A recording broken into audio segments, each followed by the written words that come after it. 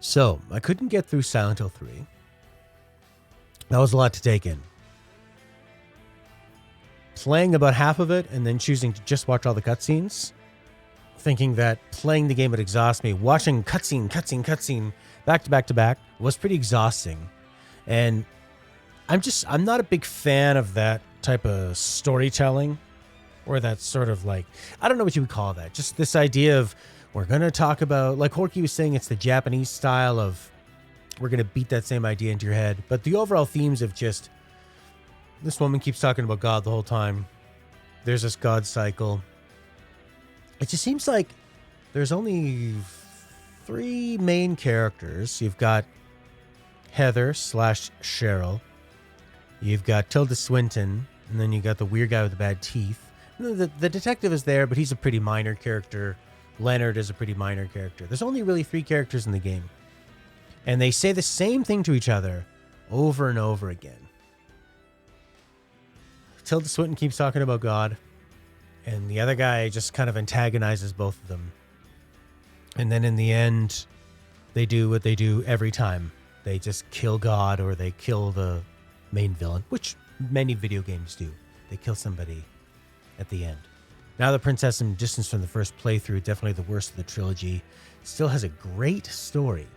Well, you and I have a totally different taste in what is a great story. I'm a simple man. I like stories that deal with how people feel about things. Like the few times when they were talking about, Tilda Swinton said,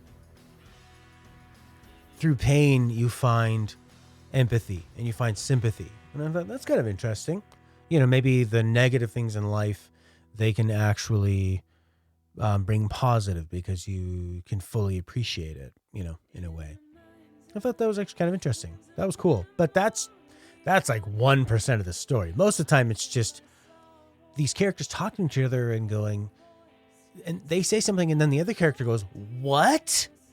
You're weird. And then they say something weird and then the other character doesn't understand it either. It actually really reminds me of Final Fantasy X-2, where it just seems like none of the characters were in the same game. None of the characters were in the same story.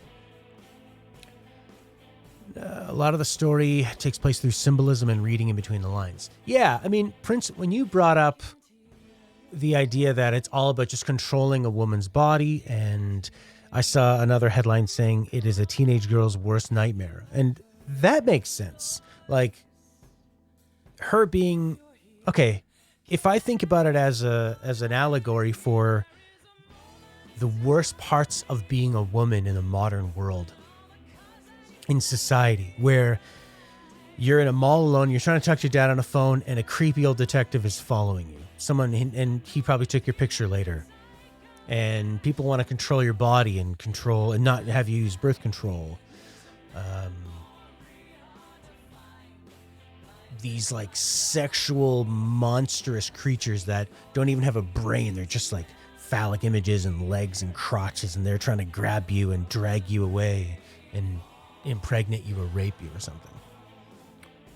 That stuff, I feel like there's that, but then there's just this, the rest of the dialogue is just God, God, God, God, God, God, God, God, God, God. And then in the end, God always dies in this game and then is always reborn. So what does it really matter? It feels so separate. Horky, I think when the focus is shifted to the inhuman, it can detract from the human elements. Then again, it can serve as a juxtaposition. Yeah. Vincent also can be seen as a type of predator that wants to use Heather for his own purposes, not necessarily sexual. Yeah, like I think if you try to, but I feel like we're doing the work for them, and there's not, I feel like the rest of the story doesn't really support that. I think they get so caught up in this thing about God and what she is and her role in it. And it's like, even previously when I said, when Tilda Swinton was talking about through pain and suffering, we can find something, which was one of my favorite lines of the whole game. Right before that, it was just this like God and God and God. And I was thinking, oh my God, it's just like a theology discussion. It's like a discussion like two passionate first-year university students would have, where they're just so full of talking about it, but they actually aren't going to listen to each other. No one's really going to change anybody's mind, but they're just happy to be talking about it. And then for the actual game, there was one puzzle in the very beginning hour, and then the next couple hours there were no puzzles other than your usual go to a room, grab an item. The maps were way too big with just not enough in between them. There just weren't enough interesting rooms to go into. It felt like a real slog. The subway was one of the worst levels I've ever played in a video game ever. Absolutely the worst, especially considering how good the rest of the game could have been and how good the previous two games were. You wish you could have seen the development process. Yeah, I feel like this game was made sloppily, where they have some ideas, like the people doing the music and the sound effects and the visuals, good stuff. And the main character's performance, she was incredible. One of the greatest performances I've ever seen in a video game. And I think it was it was probably your second one. And she did the motion capture for it too. Or at least the facial capture. But the combat was awful. Just clumsy swinging with no strategy whatsoever. You didn't even really have to fight anybody. You just ran past everybody in the game. It's not my type of story, and there was nothing else for me to really cling to. Originally, Silent Hill 3 was supposed to have a story like Silent Hill 2, but the company wanted it to be a sequel to Silent Hill 1. Ah, there you go. So, yeah, that makes sense. Where it feels like there's two different things going on, and they're just sort of compromising the whole way through. And compromise can be a really terrible thing when it comes to executing a creative vision. You know, when it's like even something as simple as we're having problems with our dogs fighting, and I was like, okay, well, I'll talk to my friend who's a professional dog trainer, and then we'll see what to do. And then everybody else kind of gets their ideas in, and then it kind of ends up being not quite what you wanted, but everybody's not really all that happy, and you're kind of thinking like, well, now you're like, it's hard to trust the process. And that's a very small thing. You know, a game that takes a long time to create, a lot of resources, a lot of people. You need to have that jerk at the top who has full control. There can't be any deviation. You can't just go, well, can it also be like this? Because it just is going to pull it in too many directions, and it's just not going to be effective. And that's what happened. What the fuck? There's no song. There we go. There's a different director for this one. The same writer as Silent Hill 2, which I'd say what he was allowed to write. Silent Hill 2 I liked.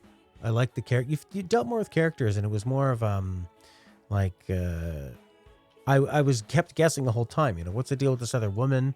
Is he lusting after her? Is it replacing his wife? Did he murder his wife? Just imagination. You'd imagine with the development of the combat, they don't want to emphasize it too much, and it becomes a focus. And then it just becomes mediocre. Yeah, it feels like maybe they focused too much on having these big environments, and they didn't have time to flesh them out. And like, even when they were talking about designing the character, they wanted her to have curly hair, long curly hair.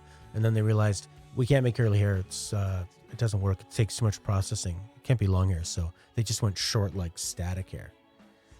And you wonder how many of those decisions were kind of made as they were going along. You'd rather them really emphasize good gameplay or just focus on the story and make it a walking simulator puzzle. Yeah. I feel like this would be so much better as a puzzle game or like a stealth game. Like,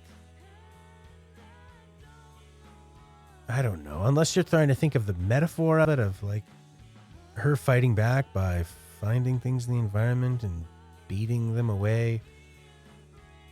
The combat was just so bad. It felt so clumsy. And this is the third game. You think it would be refined, but it has gone down since 1. 2 is still somewhat enjoyable. And there were no puzzles. And that was the huge strength for me for Silent Hill 1 and 2. I loved the puzzles. They felt like they were really engaging your brain, and they were making use of the environment and like the clues left around. And there were still good bits here. There were still good lines, dialogue. There's still like creepiness. You'd come into a room and I'd be interested in the room and wanted to keep exploring it, but because they made it big, they just had so many filler rooms that were nothing. There were so many bloody doors that didn't open. Way too many doors that don't open, which just gets... You enter a room, you're getting chills, you're feeling the atmosphere, and then you like go to 6 doors in a row that don't open, and then you're just walking around. And yeah, there's a hound of hell down there, but it doesn't see me, and if it sees me, I'll just run. So it just lost all the tension. Yeah, why is she using a submachine gun and a pistol and a katana and a lead pipe? And yeah, but just have her outsmart them, or like she carries a gigantic morning star and a katana. Yeah, why? She doesn't need to do that. She doesn't need to do that. But I guess she has the power of God, and God is great at melee fighting with lead pipes. I think that game was such a total mess, and I guess if you're into those long talks about God with crazy characters, then I always think a review should boil down to who should play this.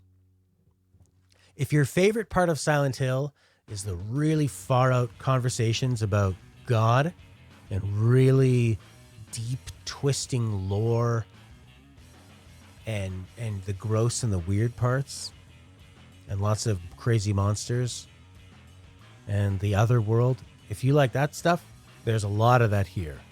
If you like the puzzles and the gameplay and the tighter experience from the first couple games and making it more personal, but the characters not just always about God, then this is not for you. And that's what I liked, and it wasn't for me. Silent Hill 3.